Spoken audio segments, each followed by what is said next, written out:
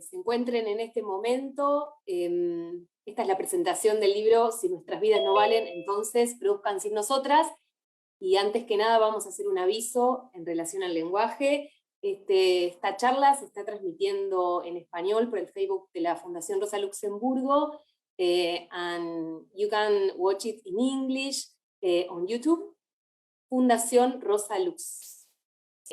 Bueno, mi nombre es Juliana Díaz Lozano, yo soy del programa Feminismos Globales de la Fundación Rosa Luxemburgo. La fundación es una fundación que está vinculada a la izquierda en Alemania, y hacemos trabajo político en distintas partes del mundo. Y en esta oportunidad nos toca la placentera misión de presentar este libro que tengo aquí en mis manos. Si nuestras vidas no valen, entonces produzcan sin nosotras.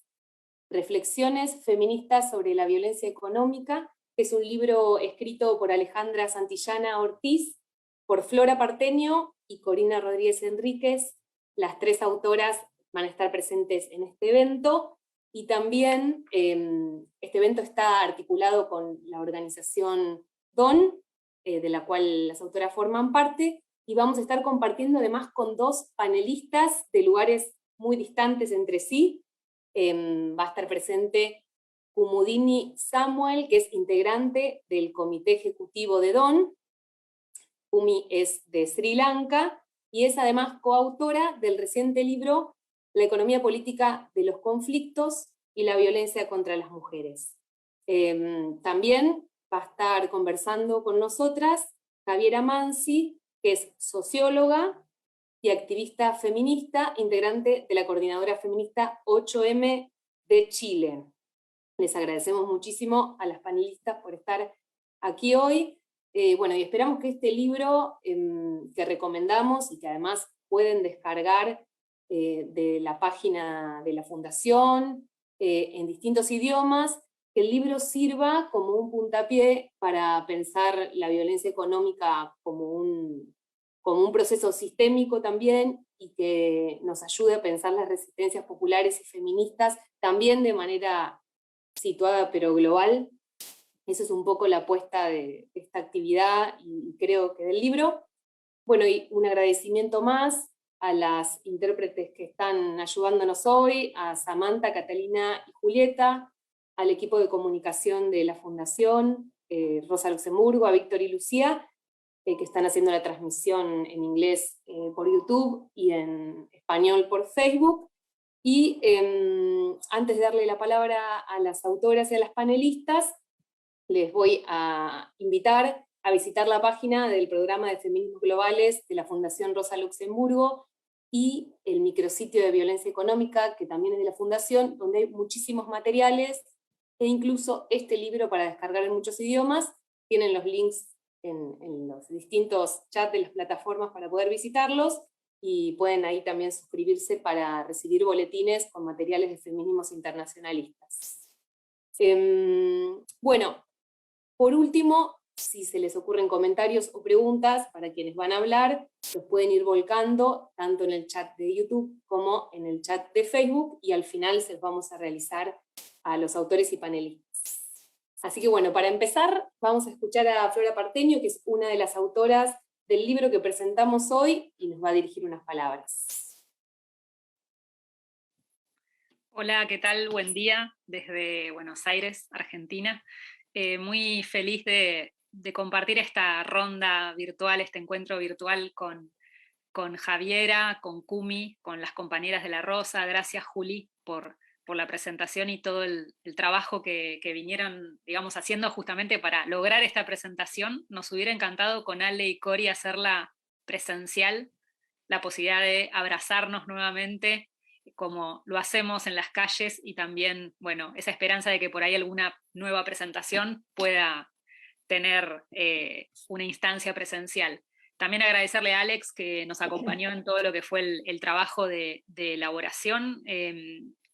Para nosotras es re importante poder compartir y escucharlas a Javiera y a Kumi, porque además de ser grandes seguidoras y admiradoras de las luchas y de las reflexiones que vienen impulsando desde sus países, también es una oportunidad para, bueno, de alguna manera poner sobre la mesa las reflexiones del libro, y en tal caso ver justamente cómo cómo las formas de las violencias y las resistencias frente a las violencias también son parte de las luchas cotidianas de compañeras feministas en el sur global. El trabajo que tienen en sus manos o de manera virtual se escribió en pandemia, y también es parte de un trabajo colectivo de reflexión que veníamos haciendo junto a Cori y a Ale.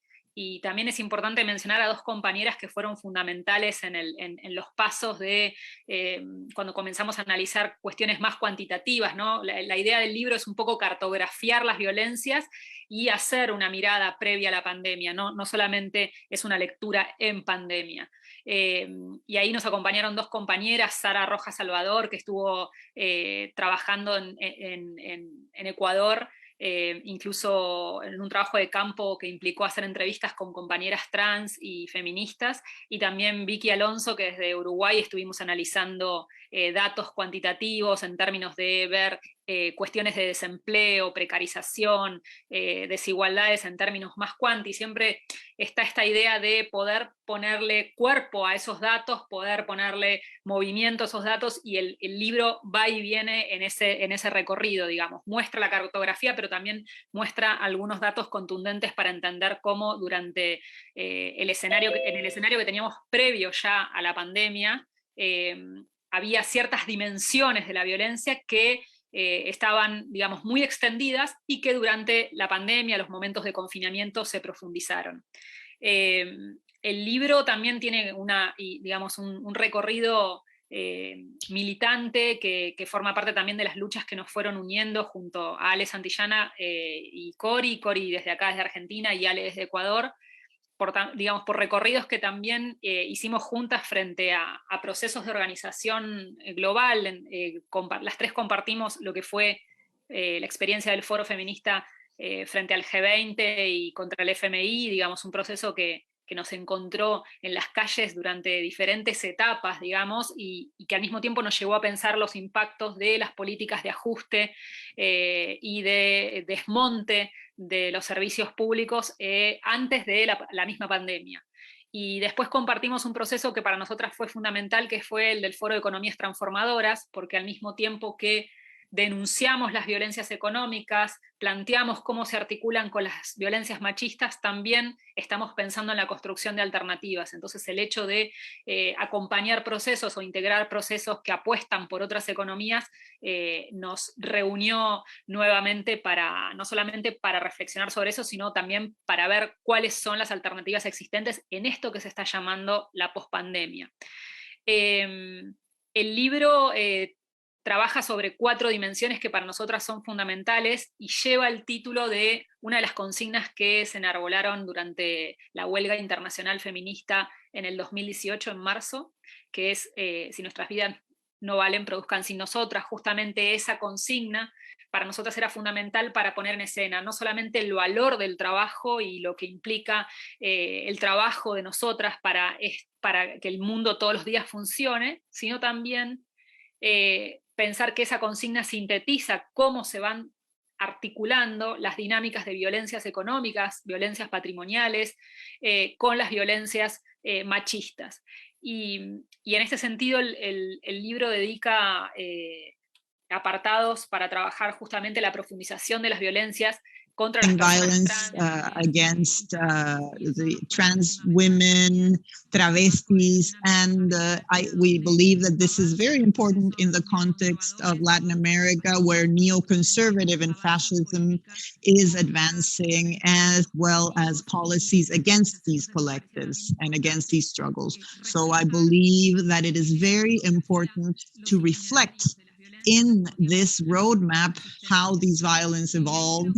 Sonia Correa from Dawn, when she read the first launch of the first Spanish version, said this text would be very important if we had it in Portuguese, because it would allow many of our comrades in Brazil to be able to read this book in Portuguese and to be able to reflect upon how Brazil is now becoming a laboratory and a geopolitical point to think about the expansion of neo-fascism in the world and the anti-rights campaigns, and how we can think about these things from the point of view of the resistance of the feminist networks. So I think that this has been a very important thing and a very important result of this dialogue between Dawn and the Rosa Luxemburg Foundation, and to have it in Portuguese. We finished this book in December. In December, it was a moment where Argentinian women went back to the streets to fight for legal abortion.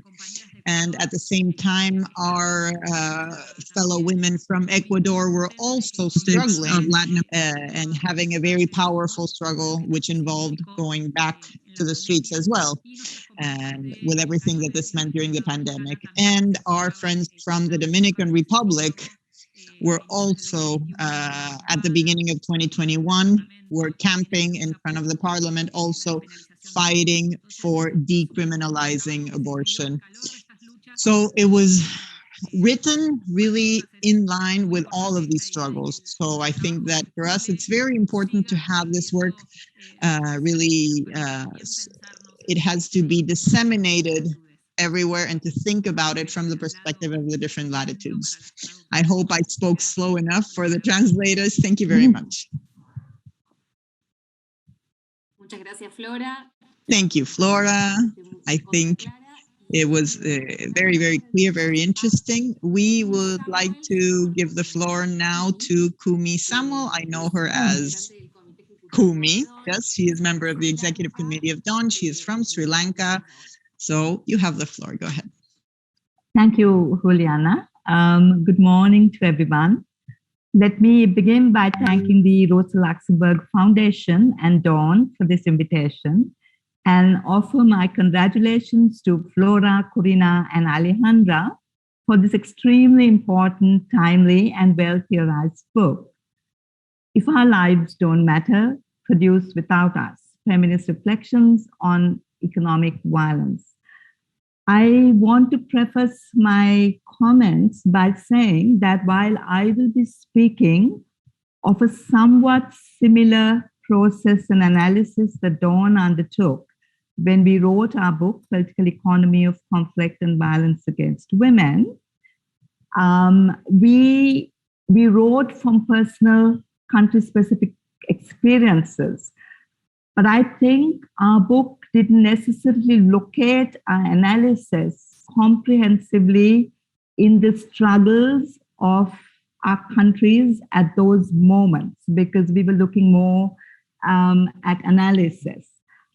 In your book, I was really thrilled to read that you located the analysis in the struggles with very much a hope for resistance. And while the Dawn book, which we wrote through analysis of conflicts in Sri Lanka, in Papua New Guinea, in the northeast of India, in Sudan and South Sudan, in North Uganda, and in Colombia, we wrote more from an analytical framework of our experiences. So to begin, I co-edited the Dawn book, Political Economy of Conflict and Violence Against Women, and would like to share with you some insights from this research which resonates so much with the book we are launching today. The Dawn Political Economy of Conflict book builds on previous work by Dawn and moves to explore the complex and multi-layered internal and global political economic dimensions that underpin conflict and war. A few years ago, we at Dawn, with our history of political economy and intersectional analysis, sought to develop a feminist political economy framing from Global South to understand violence against women in conflict and war.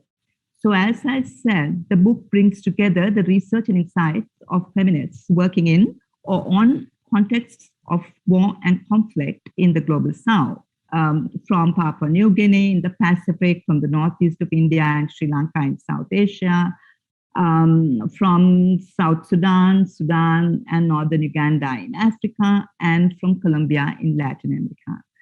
We situated violence against women within the historical and contemporary political and economic structures and relationships at the national, the subnational, the regional, and the global level, understanding, as your research does, that the production of violence is a global phenomenon, that it is rooted in the historical inequalities of colonialism, capitalist modes of production, patriarchy, and militarization that forms the global order today.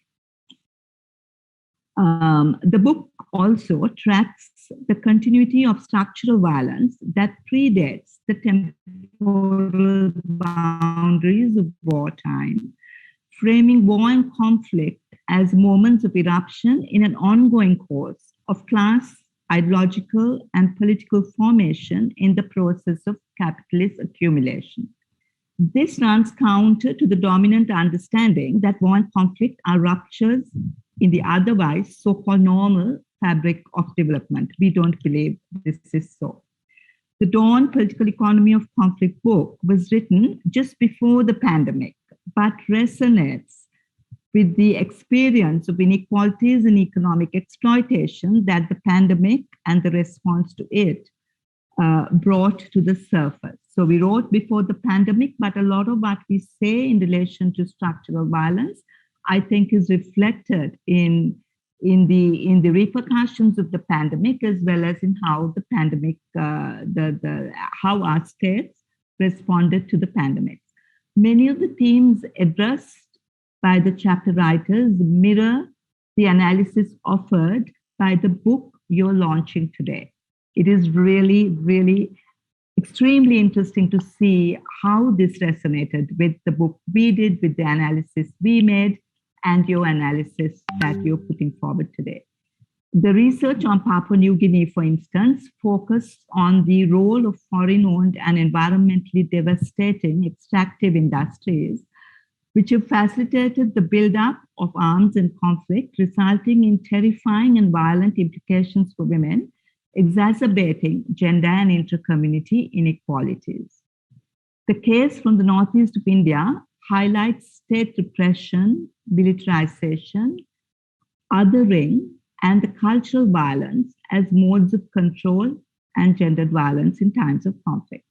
The chapter on Sudan and South Sudan discusses the complexity imposed by multiple and overlapping religious and customary structures of social control and the violence inherent in these, particularly for women. All of the authors move beyond the conventional focus on sexual violence against women in conflict to discuss the critical significance of structural violence, long-term oppression, discrimination, and impoverishment in the lives of women that are the hallmarks of structural violence. We argued that this cannot be ignored, nor can the reality that the end of conflict and war rarely marks an end to violence in the lives of women. Political economic arrangements perpetuate the continuum of violence faced by women before, during, and after war. They also perpetuate multiple inequalities that control women's sexuality and status in society and entrench their political and economic marginalization. I focus here particularly on two chapters, those on Colombia and Sri Lanka. The research in both countries showed how war and militarization actually promoted economic growth, as liberalization and war ran parallel to each other and fed on each other.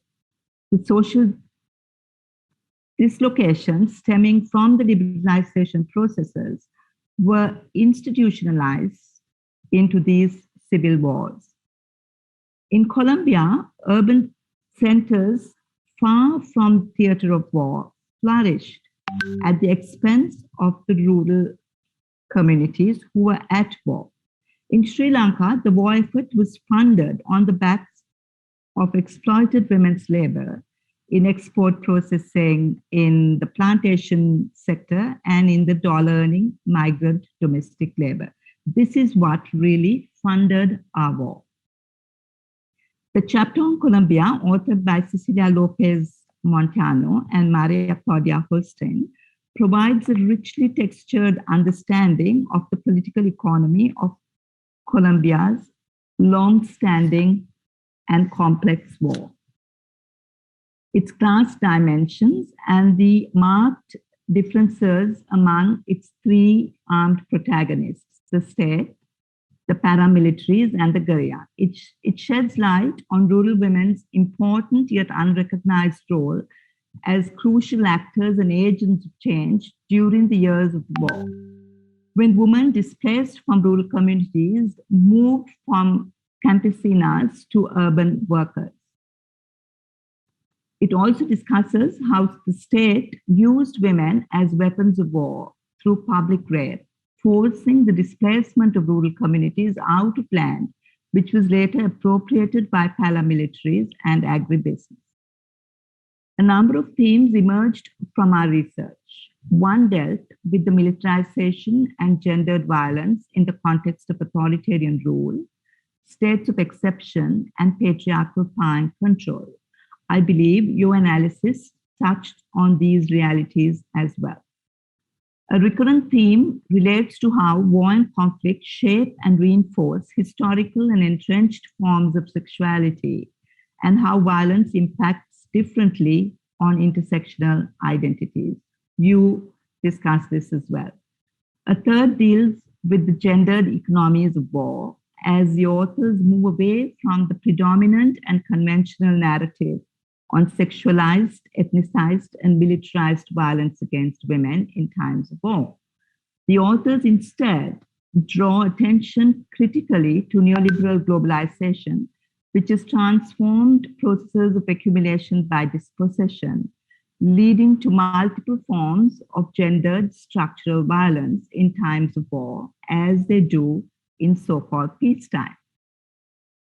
The other dominant theme relates to the historic and contemporary interaction in the sexual division of labor and changes to it within the family and the household.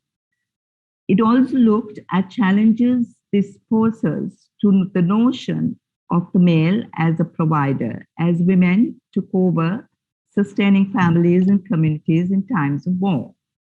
This was marked in the case of Colombia as campesinas displaced by war moved into cities and became independent income earners and agents in their own right, although this often provoked direct violence against them by men who felt they had lost their masculinity.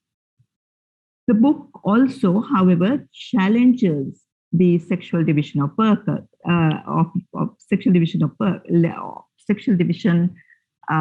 labor, as it acknowledges the burden of care work imposed on women during war, as in so-called peacetime, and you do the same. The sexual division of labor signals the importance of care work to capitalist production, as you have done in the book you launched today, and makes real the feminist strike call of the M8 mobilizations, which is in the title of your book.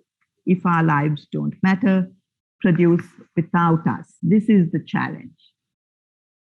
The Sri Lankan case offers a searing critique of how women, particularly those who are female heads of household in the war-affected areas, are expected to continue bearing the burden of care work at the end of the war. Self-employment through home-based livelihoods and micro-entrepreneurship is an important part of the post-war political economy vision for women, as women are framed as responsible payers back of debt.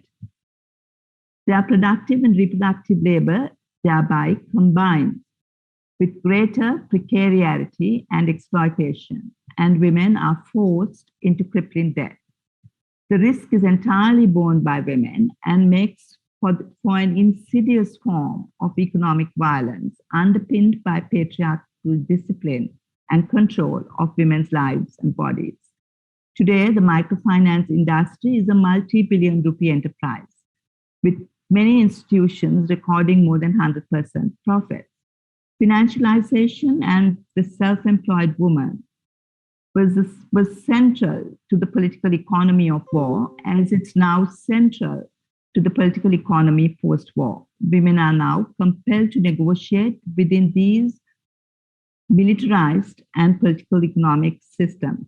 The paper on Colombia analyzes both the formal and informal articulation of war, discussing state violence and state use of paramilitary forces, the spread of drug trafficking, and the involvement of private security personnel in the pay of corporations, surfacing another aspect of structural and militarized violence and its gendered impact on women.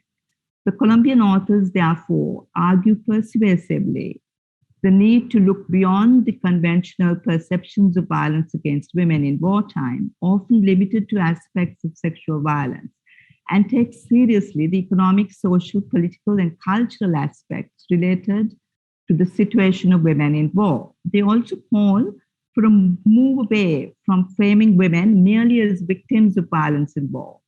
They discuss the role of rural women in Colombia, who stopped paramilitaries' land expropriation during the war and achieved the enactment of Law 731 of 2002, which granted rural women access to public goods, coverage under agrarian benefits, and opened a real space for their political participation. However, they warned against gender-neutral policies and the exclusion of women in post-conflict policy making and reconstruction. A political economy approach must, they emphasize, deal with gender ideology. For despite all the upheavals of war, if there is no real transformation in the realm of ideas, the return to the oppressive pre-conflict structures of power and control of women will be inevitable. Just to end, the book also places special emphasis on the centrality of violence in social organization and its role in producing and reproducing the gender order.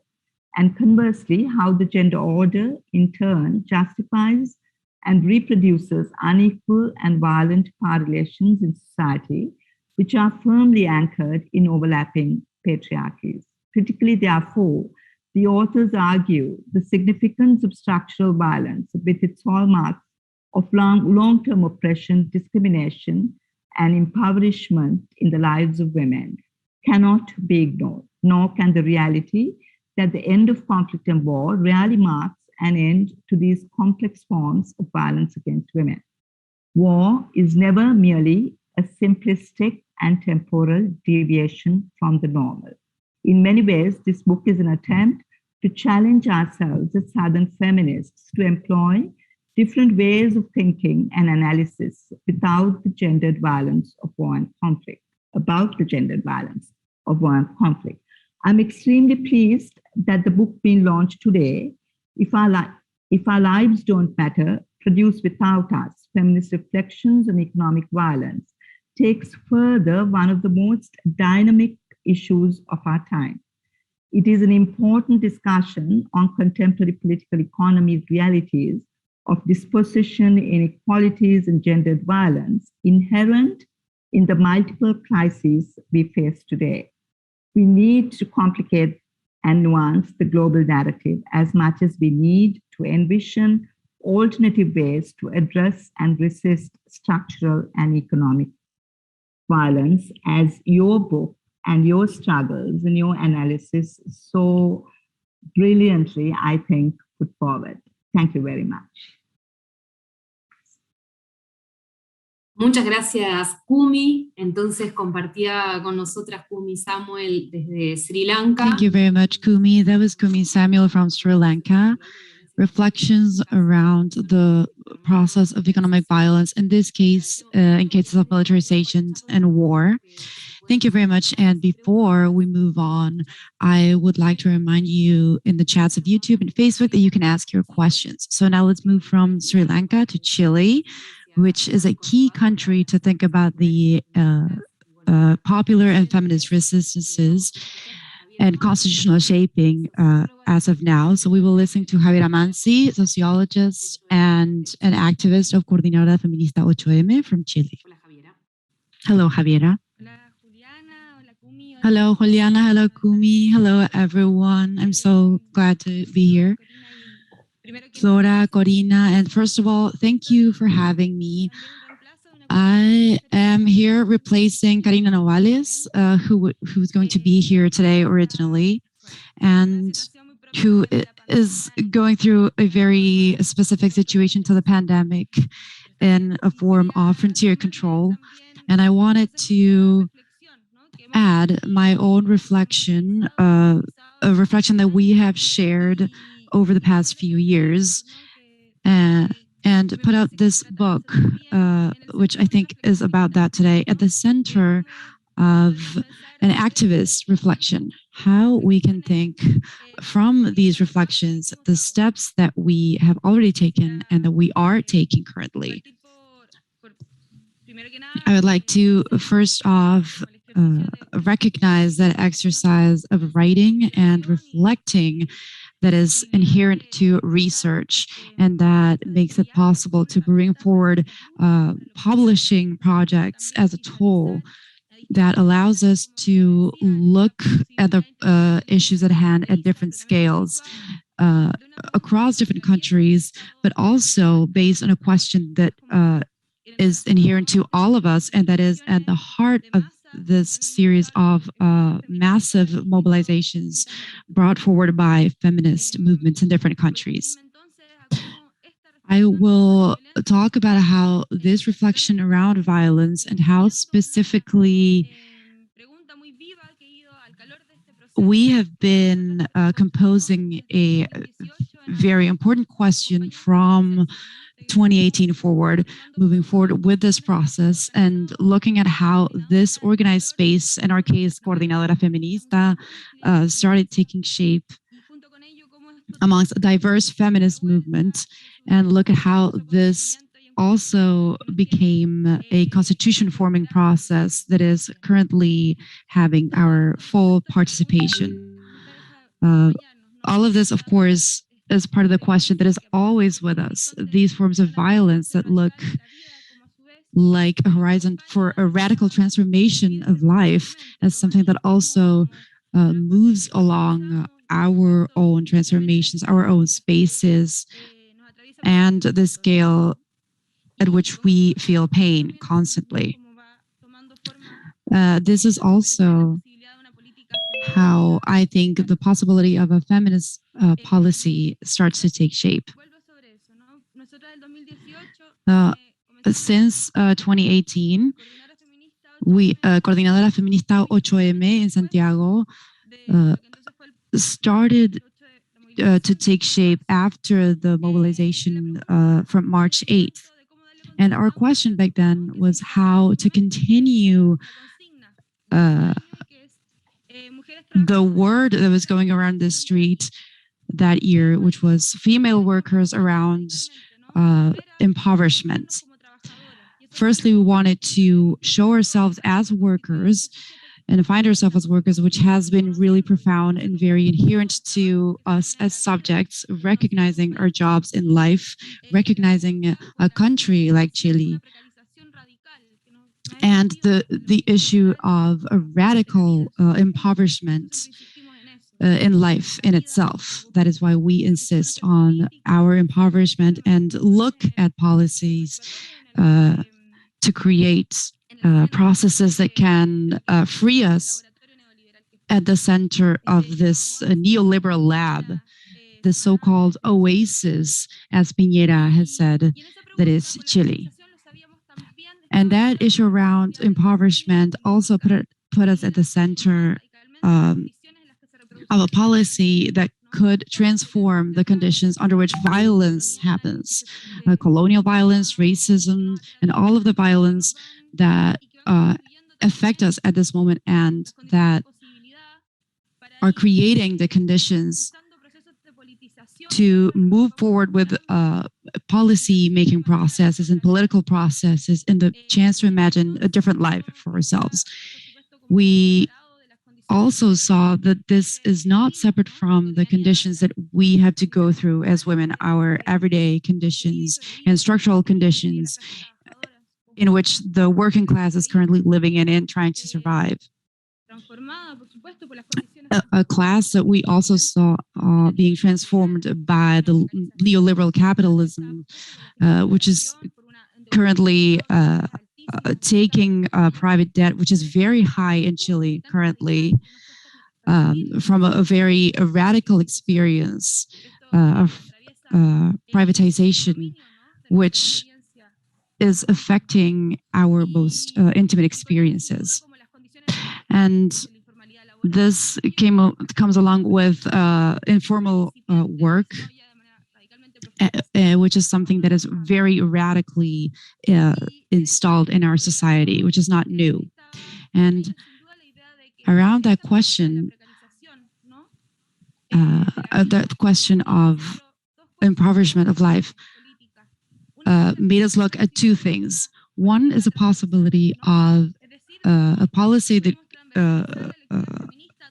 goes over all of the feminist spaces and let us come out of what was looking very specific at first. The issue of the fight against women, against the fight against violence against women and children, which looked very particular at first. And there we saw no way of putting an end to every violence at first.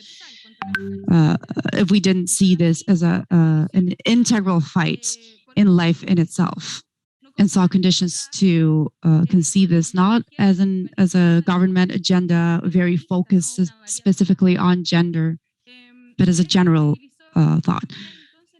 That also moved our intention to see this issue as part of every single space. So having this become an integral social movement was our main fight, looking at social and environmental fights, fights related to trade unions, fights in education, fights within all of the territory regarding human rights. And along that, assuming that this was going to be a permanent process and a permanent task, which would bring us to integrate this task in every single one of these spaces. That is how we needed to work. So we started to articulate this project of trying to find our own voice, our diverse voice. And that is how we came up with the 2019 feminist strike. That exercise also brought us to open a discussion that still remains open for a re-articulation, where we started to find spaces to talk to each other. And I think this process of mapping our reality and a process of mobilization, where we started to think what was impoverishment, what was our fight, our territorial fight, along with other women who do care work. And we started to create this notion together, which turned out to be very useful. In this context, we started to think about how the strike could be. That is what we call it, a general strike in a country where there are no strikes.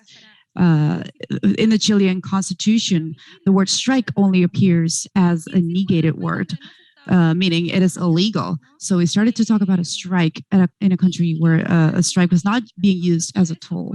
And us feminists started to mention the word strike in the country, and that in and of itself started to be very highly questioned in this country, in a country where unions are very traditional, and they started to say this is not a strike, and let alone a general strike.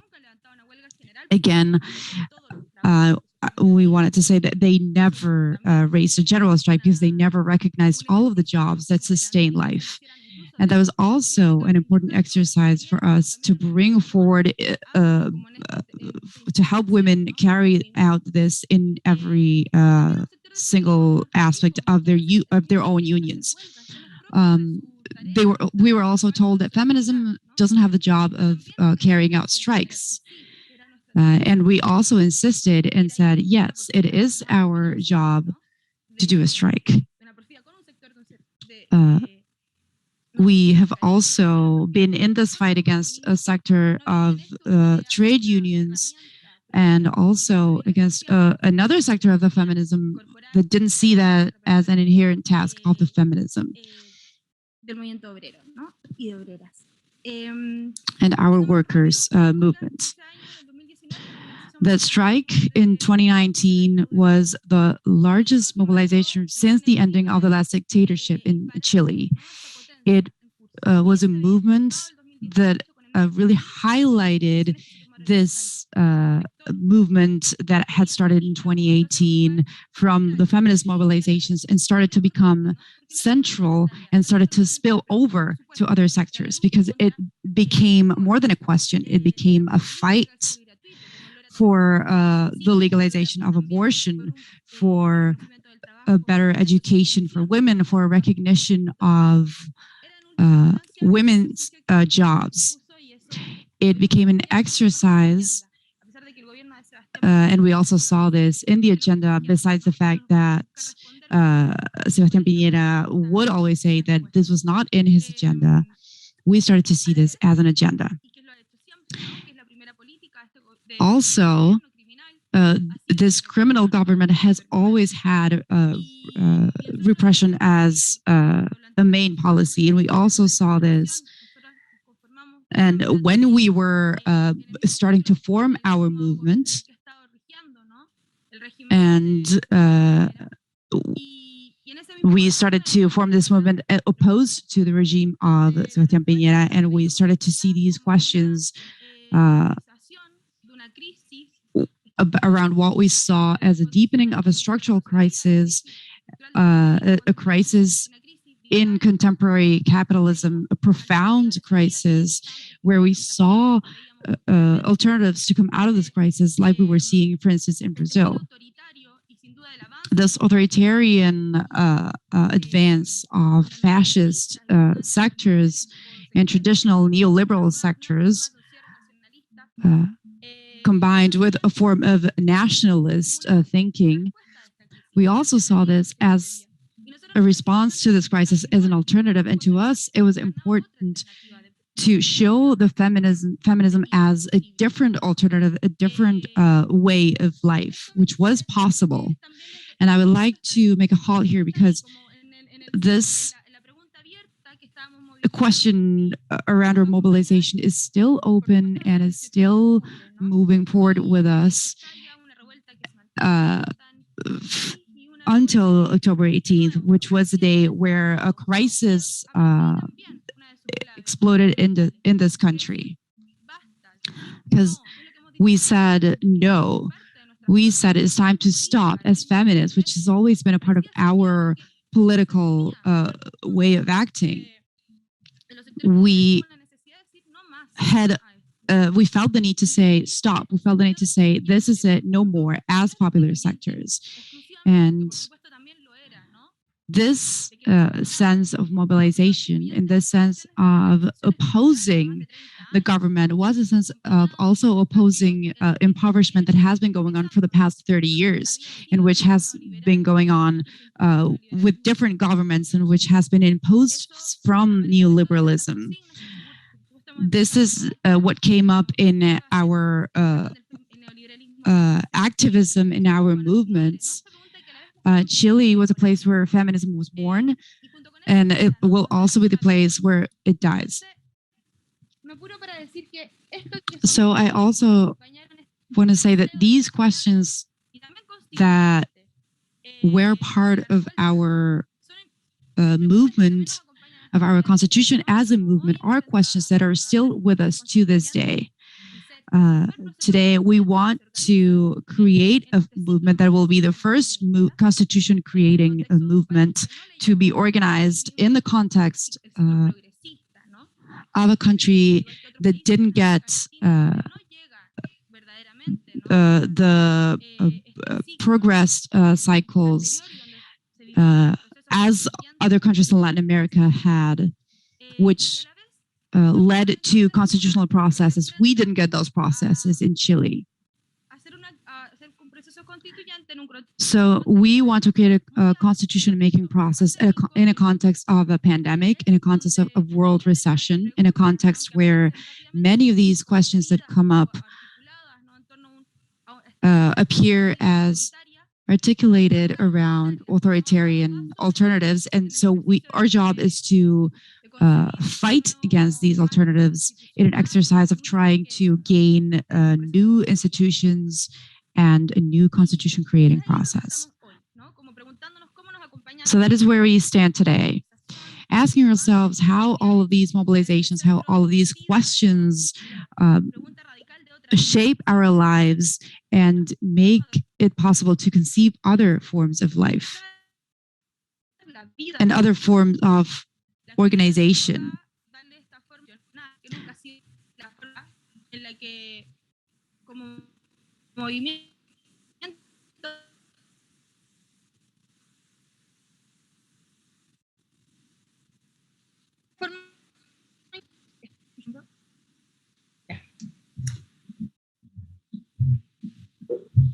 Disculpa, Javiera, ahí te estamos escuchando. I'm sorry, Javiera, we can't hear you. I think you might have some connection issues, maybe?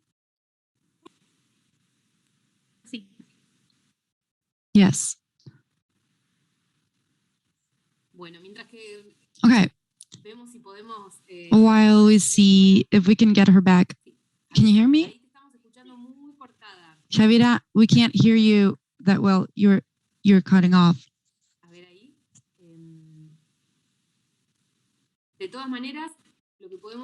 Anyway, what we can do while we try to solve her connection issues is we can move to a space for questions. She's still without audio, so thank you very much, Javiera. We were able to listen you so far, and I think you were very clear in what you said. So I wanted to ask a question. I think that both in our book, which we are presenting today, which can also be downloaded from the web in its web version in different languages. Like I was saying, both the book and the interventions of Kumi and Javiera clearly show the systemic aspect of violences, how we can join extractivism, debt, different violences that we used to call gender violences before, and the issues around unfair labor and unfair care work in a process that is systemic. So my question was, and this is for both panelists and for the authors, how this analysis of systemic and structural violences in our society can help us think about resistance as well, in a more linked and international way. For instance, like our speakers from Chile talk about transfrontier resistances. So my question is, how can this analysis work for us to help us find a common resistance? Anyone can begin?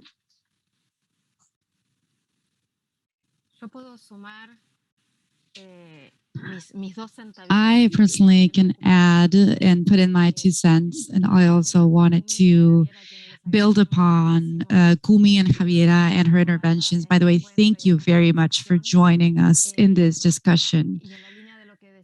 And in line with what Juliana was saying, I think that both our book and Kumi's intervention around her experiences with her own book that she edited and the experience from Chile show the systemic and structural quality of violence as well as a historical quality of violence. I loved how Kumi mentioned that the conflict and war situations are little moments that are part of a whole history of violence and a whole history of structural, economic, physical, symbolic, institutional violence.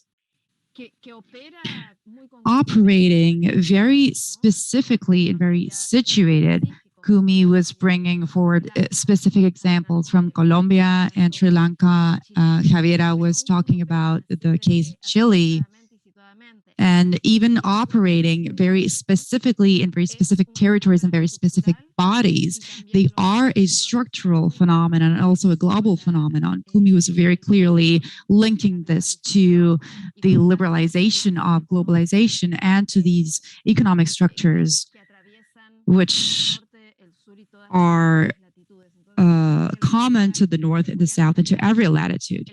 I think that Juliana's question is a key.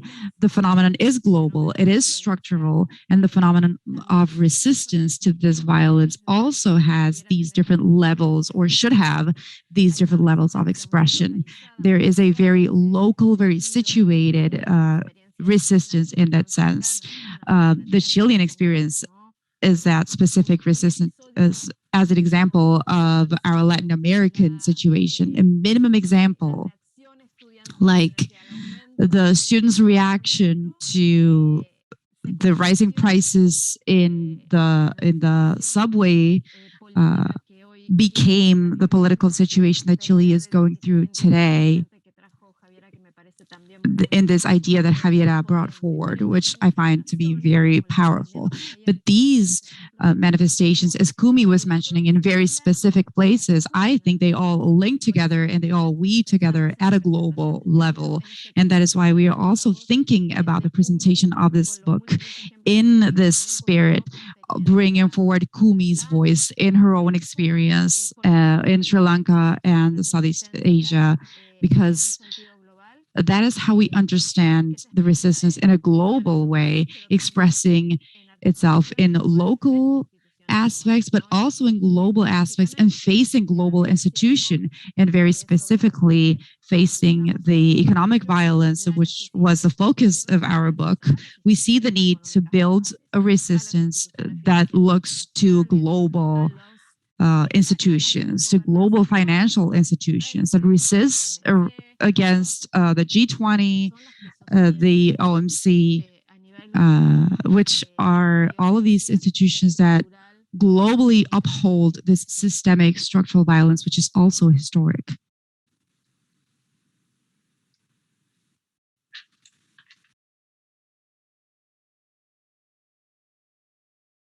Gracias, Corina. Por ahí Kumi quiere decir algunas palabras. Thank you very much, Corina. Kumi, do you wish to say something?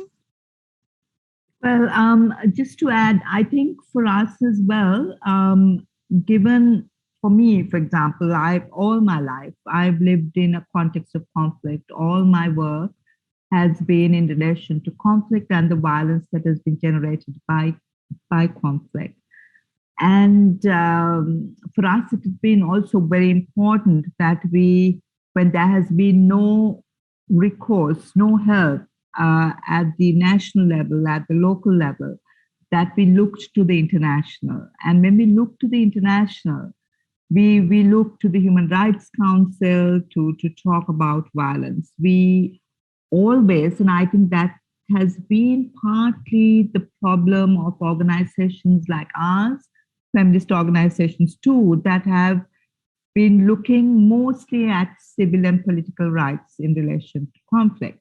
And so when we began to do this research, what was very important was that the Special Rapporteur on Violence Against Women, Yatin Ertur, in 2009, speaks about economic violence. It's the first time that I think within the Human Rights Council, a special rapporteur dealing with violence against women discusses economic violence.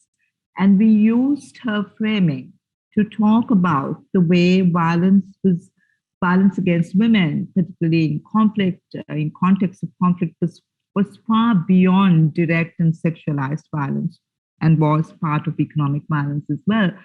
And I think it's important to get the UN system to understand this as well. If you look at the way violence has been dealt with in relation to conflict through UN Security Council Resolutions 1325 and subsequent resolutions, where there is quite a lot of attention on violence against women, none of these resolutions deal with economic violence. And I think it's very important to do the research as we have done, and to look at moments of resistance, to get the international community to look at violence from the perspective of structural violence and try to begin to look at the interrelationships and to respond to that, and not just to respond to direct interpersonal violence alone.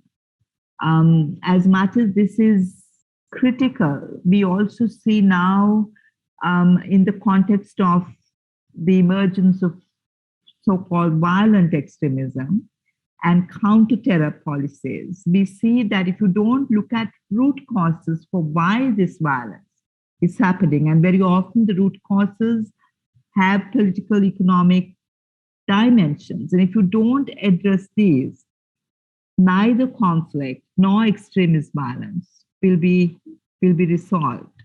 And so I think the analysis such as your book, such as our book, and particularly the resistance, I think in Latin America, especially, this needs to be written about, to be discussed, and it has to be written about and discussed across the regions. I think the dynamism of the Latin American resistance movements, we don't know about, we don't talk about in our context. So I think it's very important to link cross-regionally so that, you know, our modes of really envisioning new resistance to seek solutions that are so different from what our governments and international institutions put forward becomes very important.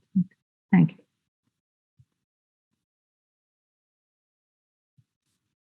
Gracias, Kumi. Bueno, thank you very much, Kumi. Maybe Javiera or Alejandra wish to say anything else?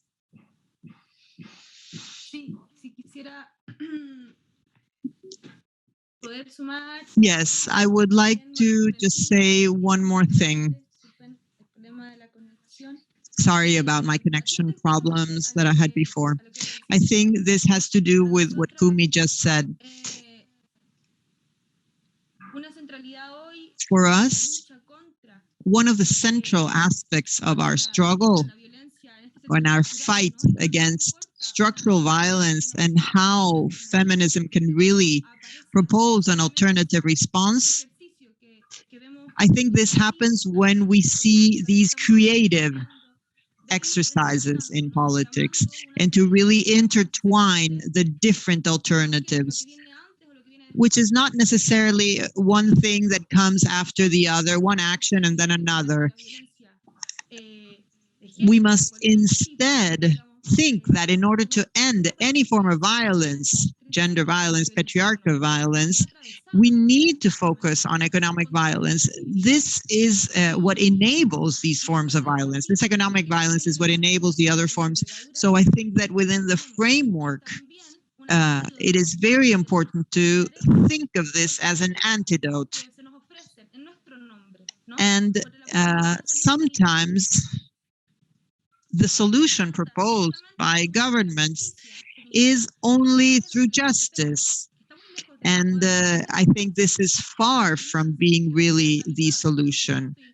Or if this leads to jail, jails will become populated by those who are under more precarious conditions. So I think that putting economic violence at the center allows us to speak in a very clear way on how feminisms must always think about a structural solution, an anti-capitalist solution, and also in anticipation to these resources that will be proposed by the government, speaking on behalf of us with a punitive neoliberal approach. Thank you very much, Javiera. It's great that we were able to hear your intervention and with good connection. I was asking about the different forms of resistance, and I would like to add one more thing, which is to think about the pandemic and the post-pandemic period during this feminist resistance moment. The pandemic has, of course, revealed the disastrous system in which we live in, but also showed the importance and how people depend on one another, the importance of the environment, the importance of the care activities in general, and how they have sustained pretty much everything. So I think that it's good to think about how, within this context, or how the context modifies our forms of struggle and resistance. So we will hear from Alejandra Santillana now. Thank you very much, Juli. Thank you very much, everyone. I would like to just revisit some of the points that were mentioned, thinking about what Kumi said, thinking about what Corina said as well, and Javiera. I think that with this book and with this research, our goal was to discuss and to challenge what Javiera calls the politics of cross-cutting themes within the feminist struggle, which we called feminists of overflowing. Yes, this feminist that overflows, that really wants to think about everything, and they're not willing to really focus on the agenda that some of us had to deal with as young women.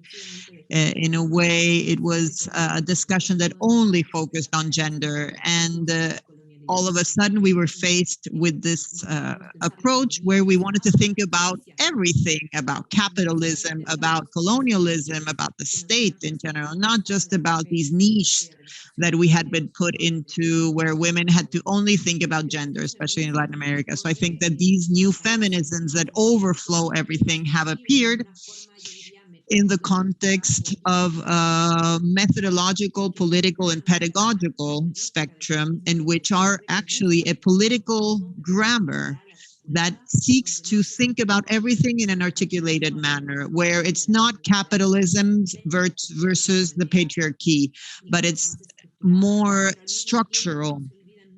And at the same time, they always think about the body, how the bodies are at the center of territorial struggles. So I think that I really hope that we make a contribution through this text. This book also seeks to, maybe not explicitly, but also seeks to describe a series of discussions on violence also against other forms of feminisms that have positioned themselves in the region and that only focus on women regarding biologicist approaches. So I think that this book, and I would like to thank Sarah Rojas for her fieldwork and also trans feminists and non-binary participants of this book from Ecuador, from different countries. I would like to thank Erica, Juana, for sharing their testimonies and the level of precariousness that they faced during the pandemic and that they had to experience. I think that Corey, Flora, and myself, and also with the discussions that we had with the Rosa Luxemburg Foundation and Dawn, I think that the discussions on feminism are clearly a non-biologicist feminism, which seeks to include a different type of discussion. So we try to, or we've tried to do that as well. And we try to think about the discussion. Javiera mentioned this at the end of her intervention. It is essential for us to think about this combination of capitalism, heteropatriarchy, and colonization, and what would involve a feminist form of justice that is not punitive. And since we are within an international discussion, I think that there are feminist organizations which are in alliance with other non-punitive spaces. I think we are all trying to raise our voices and warn the world on the new massacre that we witnessed in the jails in Ecuador. More than 300 people have died. A trans woman was murdered along with 300 men in that jail. Helen Bijit was not only jailed as a man in a correctional facility for men, but also 70 other trans women who are in this jail. Ecuador systematically violates their rights, but this is also part of a discussion which is very important for us now, and it's part of the discussion that is included in the book, which is to think about how we can build a proposal that transforms not only the world of women, the world of fragmented feminisms, but also how we can build a new way of life, a new way of living together. And in this approach, and going beyond that punitive-based feminism that asks for more jails, for more places where poverty is criminalized, for all of those fighters who have had to endure capitalism and neoliberalization for decades, and how jails perpetuate those forms of conflict, and how neoliberal governments have triggered a social cleansing policy. This involves governments who manage the death of those who are most impoverished. So those of us who are against this punitive approach are raising our voices, because everything that has to do with demanding a dignified life is part of our struggle. And I hope this book will define this roadmap and these concrete struggles like Kumi mentioned. And I invite you all to continue reflecting upon these alliances, not only in the processes of resistance, but also to imagine new forms of cohabitation, of living together, other new ways of politics, of justice, of economy. Thank you, Ale. Flora?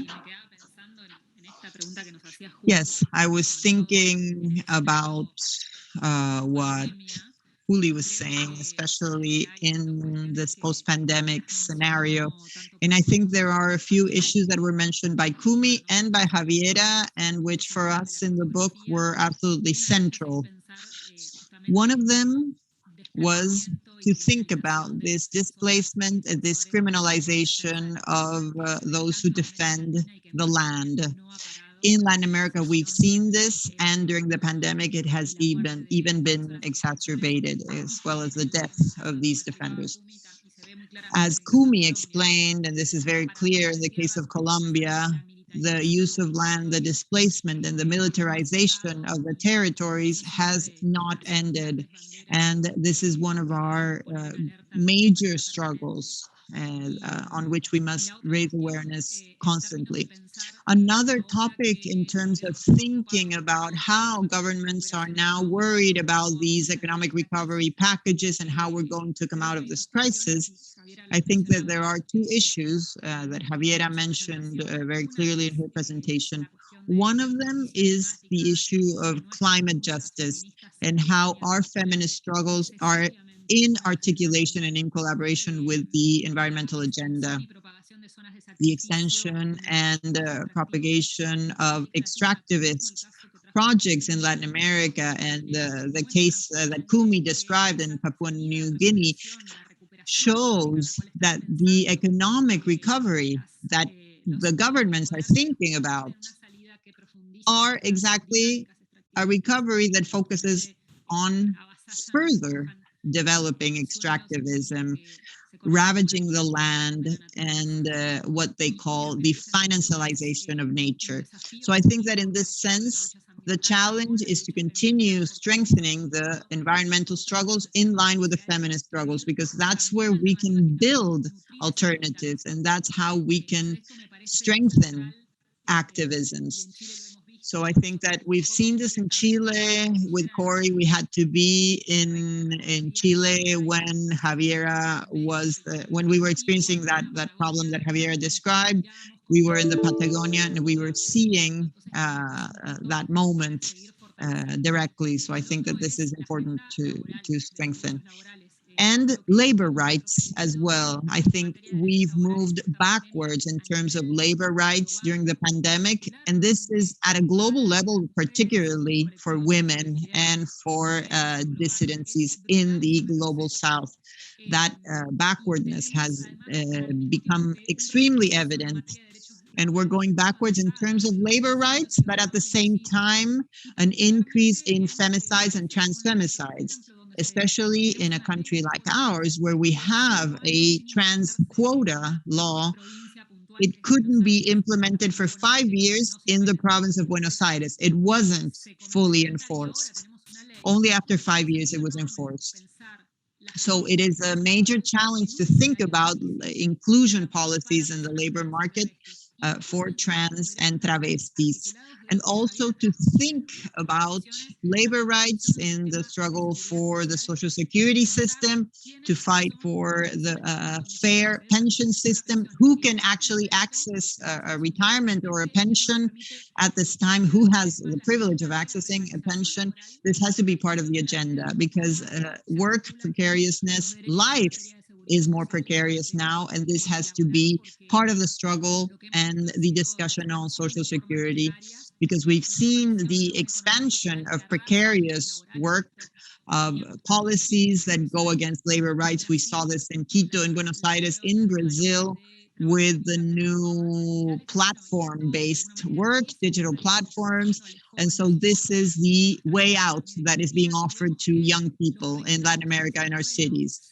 And the struggles are within the framework of when the person loses their job. For example, in Chile, they lose their job and they are fighting to recognize the work relationship, but once the person is fired, yes, and I think it is an enormous challenge to see how our feminist perspective focus on the world of work and how we can think about strategies in the face of the expansion of precarization, especially within the context of the pandemic. So I just wanted to mention these two issues, especially considering that the struggle will continue after this presentation, undoubtedly. Absolutely. Before we conclude our activity, I would like to invite Javiera and Kumi, our distinguished guests, to say maybe some closing remarks or closing messages from the point of view of the resistance of the future. Maybe Javiera wants to start. Go ahead. Sí, bueno, me sumo mucho a lo que decían recién Alejandra y Flora. I would like to join the words of Alejandra and Flora. We are definitely in a process of overflowing feminism. Our premise was always to overflow traditional feminism. And I wanted to focus on a specific issue, which is that within the pandemic, criminalization, extractivism, precariousness, and the accumulation of wealth has worsened during the pandemic. And these challenges, which are also embodied in projects based on death that we are seeing developed by fascist organizations, within this context, we resist. We defend ourselves. We shouldn't say over and over that they shall not go through, because we are building a type of strength that as feminists and trans feminists, the way in which we organize from an environmental perspective, from a people's struggles perspective, we have to affirm the possibility of building an alternative of life, an alternative of a different form of life, and continue growing. We have to face fascism. Fascism is on the rise, and it is radically opposed to the continuity of all forms of life, human and non-human. And we shouldn't just stop this advance, but also to further develop these alternative projects that we are proposing. And in Chile, we try to go beyond what is merely possible. And when we talk about overflowing, we are talking about that extra vitality that we can find as an alternative form of life. Thank you. Thank you, Javiera. Kumi, go ahead. Yeah, I think actually the fact of the pandemic, the fact that it's really turned our worlds upside down, has forced us to think about how we deal with multiple crises, the interrelationship between these various crises, and the fact that we absolutely need innovative ways forward. If you look at the changing nature of the world of work for everyone, but in particular for women. If you're looking at the way our states responded to the pandemic, the question of surveillance, the violence of surveillance, the fact that we take surveillance now for granted, the controls to movement, for example, the fact of, for example, the way Big Pharma has profited from the crisis, the health crisis of the pandemic. The question of dispossession, I think your research looked at the dispossession of data, for example. Yeah, a lot of these things that we might be in danger of accepting now as being the norm. And I think we have to be really vigilant. Surveillance and control of movement cannot be the norm. We have exceptional situations, but we can't have solutions that go far beyond the need. We need to make sure that solutions are based, particularly solutions put forward by states, are not excessive, that are based on necessity, and that are time bound, that they are not, the states can't now override everything. In a way that states are doing, as in a way that financial institutions are doing. And the other thing I think is that we need to situate our struggles and our analysis in a reality of illiberal democracies, of fascism, of authoritarianism, of violent extremism. That's very much part of our political culture. So we need to have that political analysis as well to fit the political economic analysis that we bring to our work and to our resistance. So let's not forget that we need to challenge our states at every level. And we have to incorporate that into our analysis.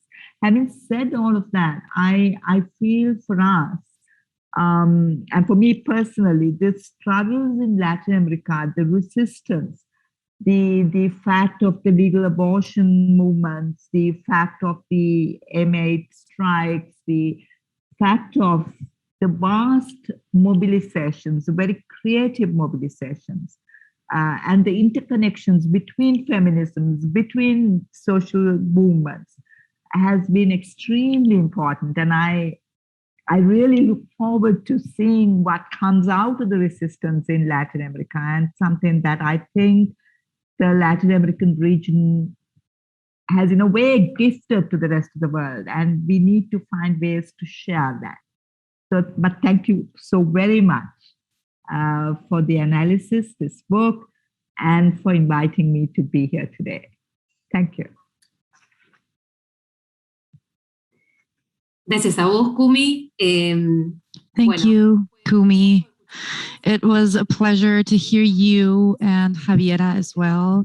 We are going to be wrapping up today's activity, but we have a few words to say. First of all, we want to let you know that this discussion will be up on YouTube and Facebook, so we can go back to it if we want to re-listen to any part of it or share it with other people who weren't able to listen to it as of right now. And I also wanted to thank everybody at the Rosa Luxemburg Foundation, Victor and Lucia specifically, and our interpreters as well, who are helping us through this so we could understand each other. Thank you, Samantha Livenson, Catalina Saraceno, and Julieta Mendez. Thank you very much, Alex, who is working for this book as part of the Global Feminism program. And of course, thank you to the authors, Santillana, Flora Partenio, and Corina Enríquez, for being here and for giving us this book, which is amazing to be able to dismantle structural violences and everything that we touched today in our discussion. A great thank you and a great hug to Kumudini Samuel in Sri Lanka and Javiera Manzi in Chile. Thank you for being here today. I don't want to forget about anyone or any comment. I also wanted to tell you that you can also download the books. And I say books because they are available in English, German, Portuguese, and Spanish. This book, look at how international the debate has become, that we can actually read this book in different languages. And maybe we can further the translations at some point to more languages. And I also wanted to say that this thing about the spillover feminism was very interesting, and I could talk about this for a lot longer because there is a lot to say from the feminism movements about what's going on in our world and the alternatives to conceive a different world and a better world. And I also think it is so important to have testimonies from different latitudes. We had people from Chile, Sri Lanka, Ecuador, Argentina.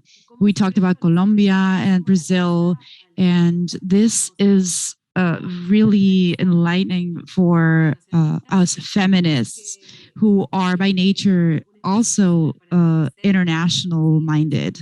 So a space like this is always great to rethink resistances and rethink ourselves. Thank you, everybody, for joining us today for this discussion, and also thank you for everyone who is listening to us through streaming. Okay, thank you very much. that is all for today, and you can also look at the web for sharing. Thank you. Thank you very much. Thank you very much. Bye bye, Kumi. Bye bye.